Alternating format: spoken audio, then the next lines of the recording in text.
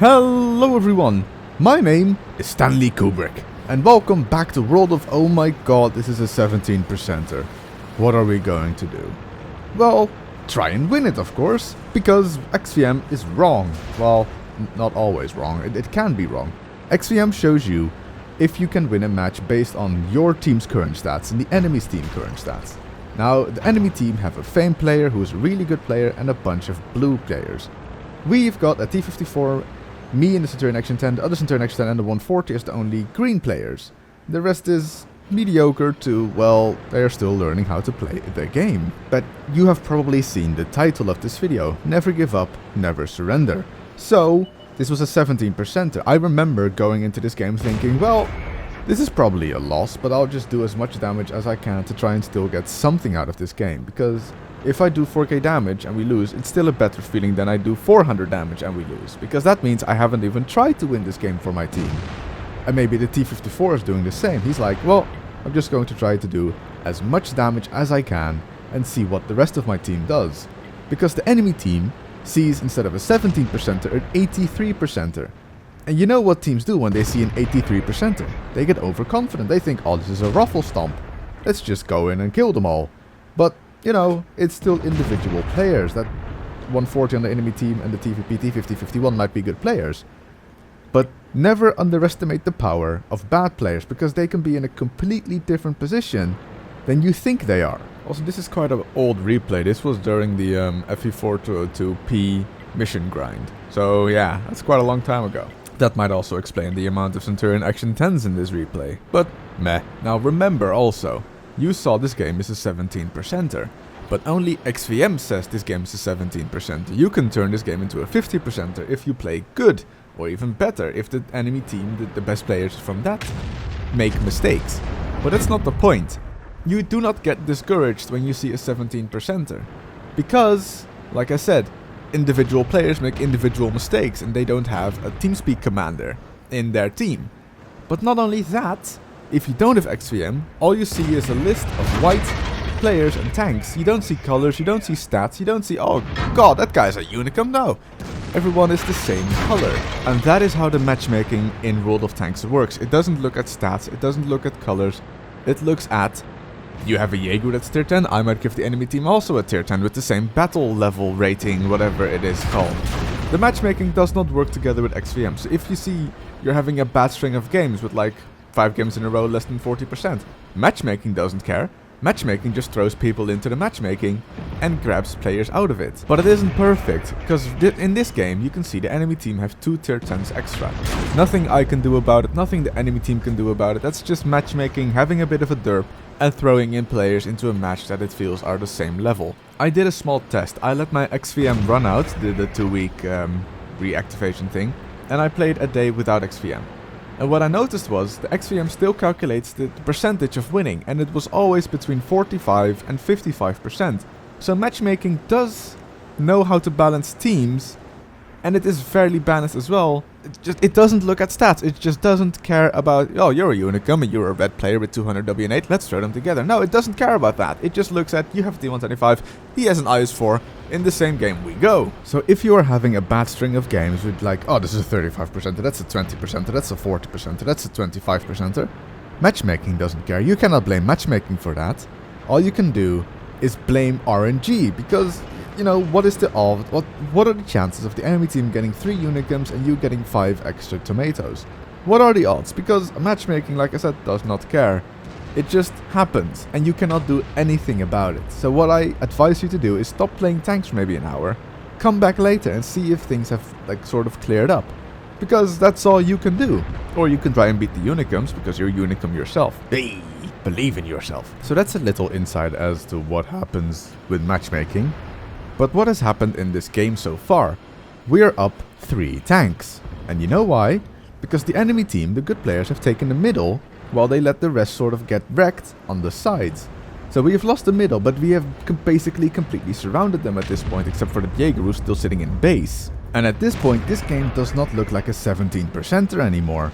because the enemy team have, like I said, individual players make individual mistakes. Now I am focusing this TVP T5051 because he is the Unicum player and I want to get him out of this game as quickly as possible. He is in a very strong tank, which was really new at that point, and he can easily carry this game if he stays alive. But what did happen was I was tunnel visioning on him, causing me to give my side to the Waffenträger Panzer IV. Which was a very bad mistake of me. I should have been watching my minimap and seen that he was like, oh, wait, look, a Centurion action, then. And that is something I still have to remind myself to do sometimes. Look at my minimap, look at where the enemy tanks are, is there something on my flank, is there something behind me, where are my teammates? Constantly, I am still improving my own gameplay. And I did that in my very own way. When I was still a scrub lord back then, when I was like 500 WN8, I started really simple with improving myself. All I wanted to do was do more damage than my tank had hit points. So basically get the 5 for effect ribbon. Which is, you think, well, really easy. Well, you see, if you don't know how, for example, the penning mechanics work, if you don't know what armor your enemy tanks are, what the pen of your tank is, what the armor on your tank is, what the speed of your tank is, what the speed of the enemy tank is, what the shell velocity is of your certain shells, it is really difficult to get your shots into your enemies unless you're firing at a Hellcat and you're like, oh, high explosive does more damage. Because people still think that. And fair enough, high explosive does more damage if it pens.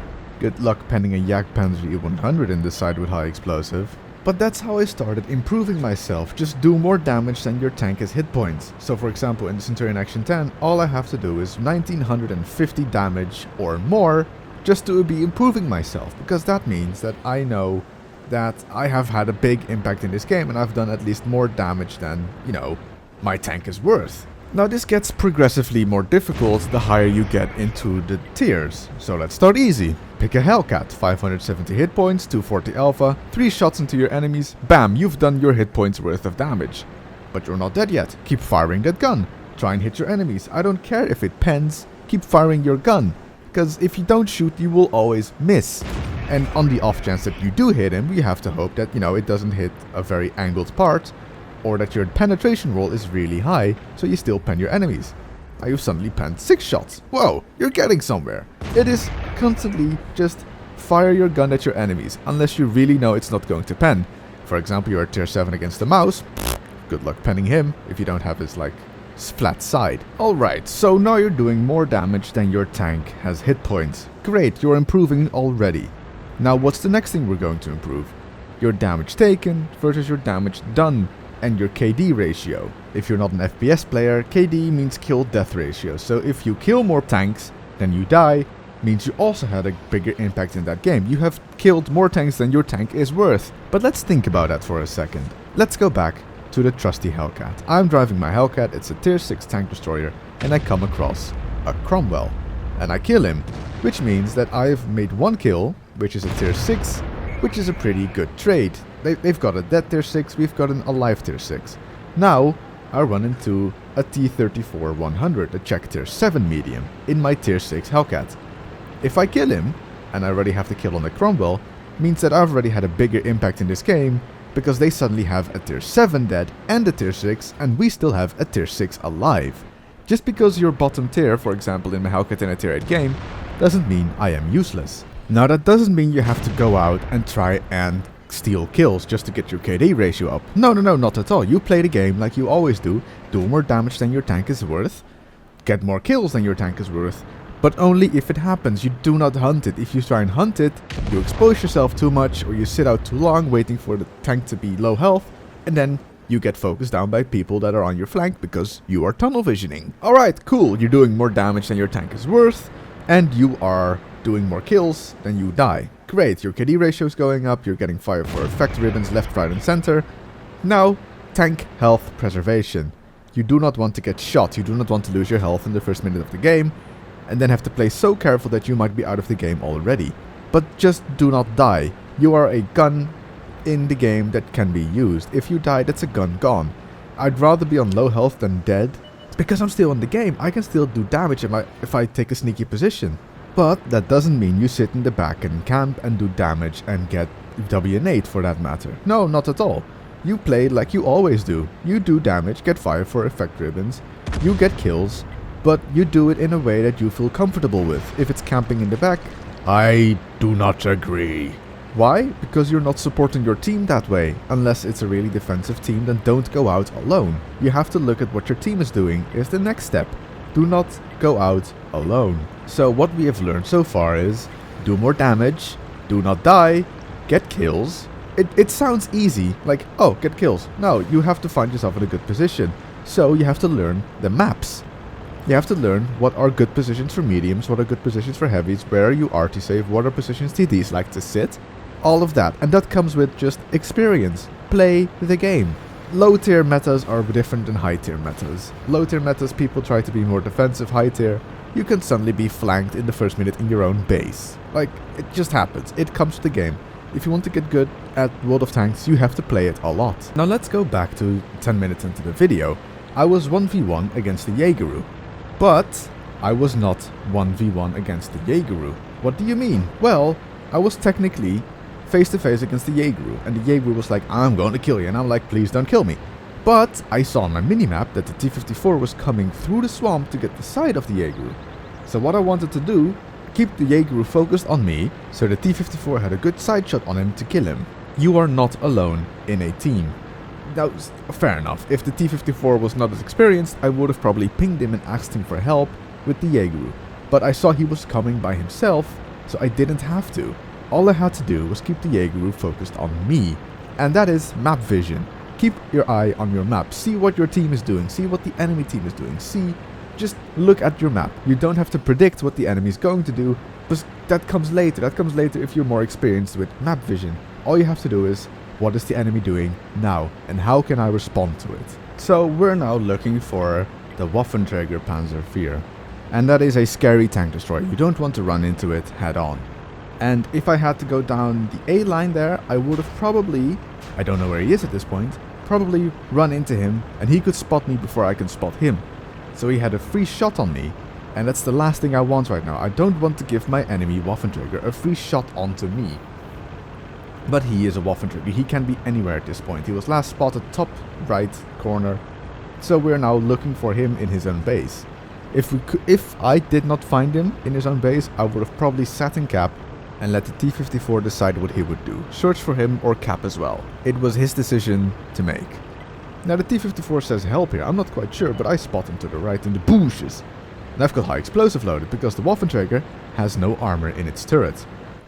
Now again, I don't want to get shot at because I don't know what gun he's using. If he is using the 150mm gun, he can put a big meaty shell into me. But hey, I catch him off guard after I get unspotted. I put a high explosive round into him for like 498. It was a good day in World of Tanks.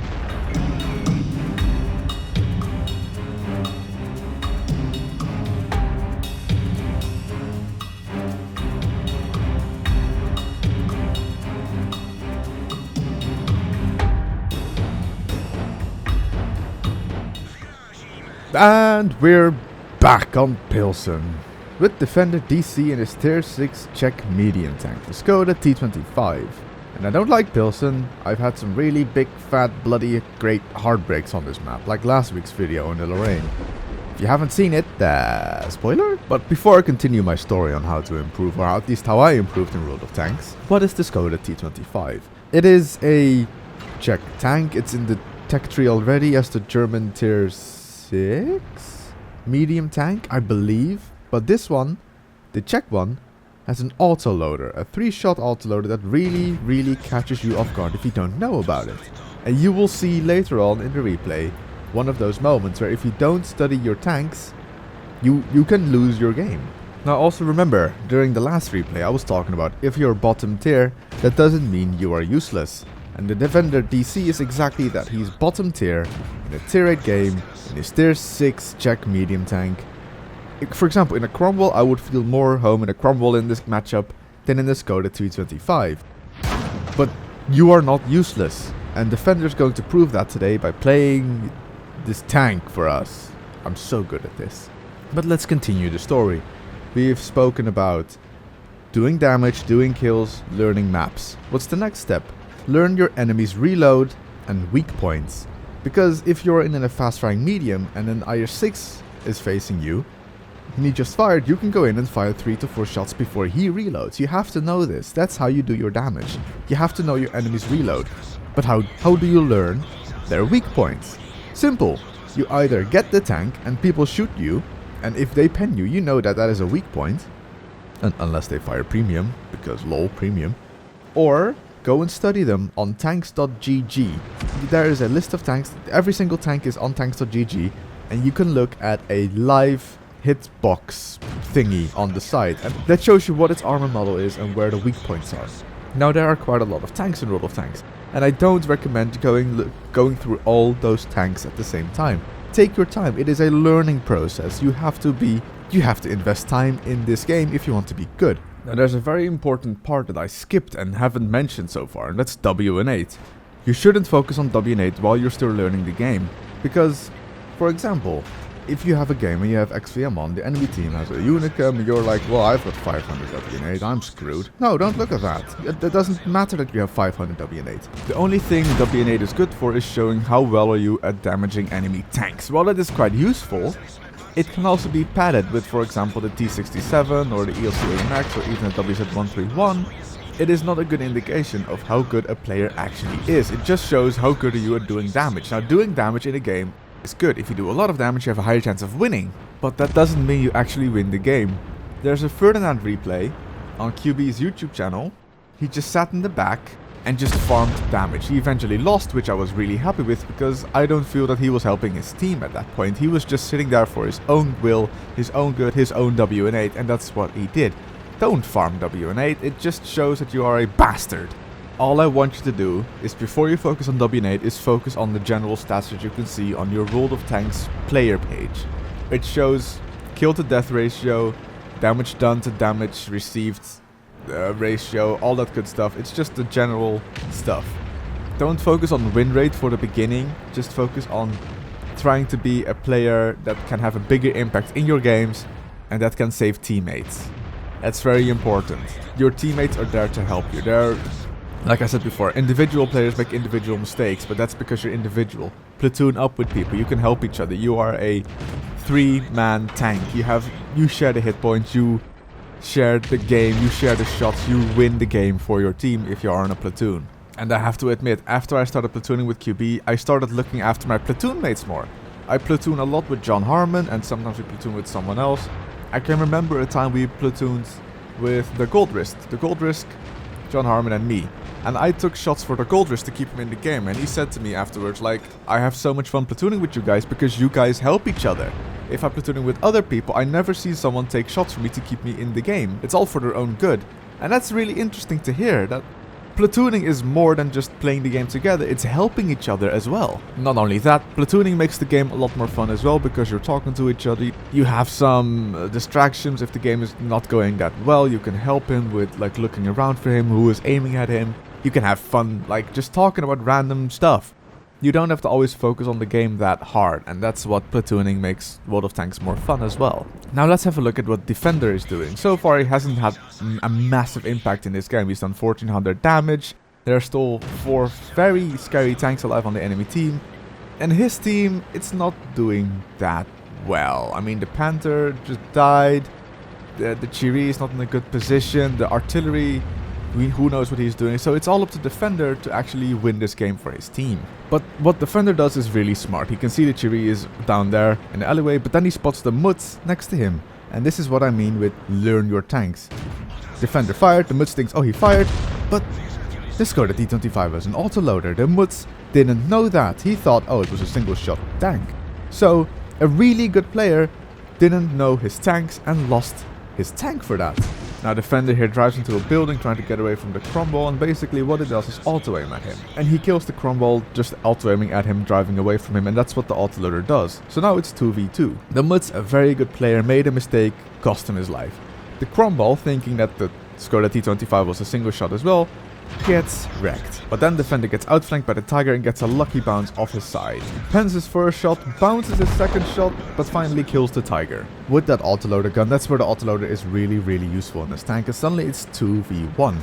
Now we don't know what the RT is doing at this point. He is moving along the east part of the map, but it's basically Defender against his Oni at this point. And then Oni is a very scary, big, fat Japanese heavy tank, which lumbers its way apparently behind the defender. He panics a bit, doesn't know exactly where he's from, but then he tries to run away because the Oni has a lot of health left, and he basically has to get his RT in the game to get, you know, this RT or this Oni dead.